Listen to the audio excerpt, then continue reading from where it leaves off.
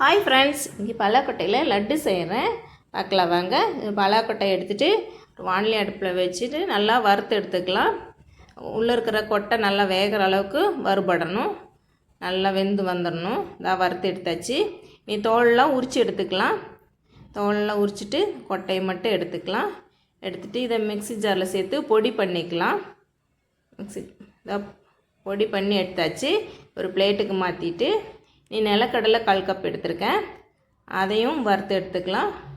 நல்லா வறுத்து வந்ததுக்கப்புறமா இதையும் மிக்சியில் போட்டு பொடி பண்ணிக்கலாம். இது கூட கொஞ்சமாக முந்திரி பருப்பு சேர்த்துக்கலாம். ஒரு 5-6 பல் முந்திரி பருப்பு சேர்த்துருக்கேன். சேர்த்துட்டு இதையும் பொடி பண்ணி பலாக்கொட்டை கூடயே சேர்த்தாச்சு. இனி தேங்காய் எடுத்துக்கலாம். 1/4 கப் தேங்காய் எடுத்திருக்கேன். இது கூட கொஞ்சமாக நெய் சேர்த்துட்டு 1/4 ஸ்பூன் நெய் சேர்த்துனா போதும்.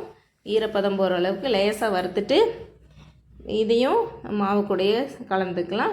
கலந்துட்டு இது எல்லாத்தையும் ஒன்றா சேர்த்து மிக்ஸி ஜாரில் போட்டு பின்னையும் பொடி பண்ணிக்கலாம்.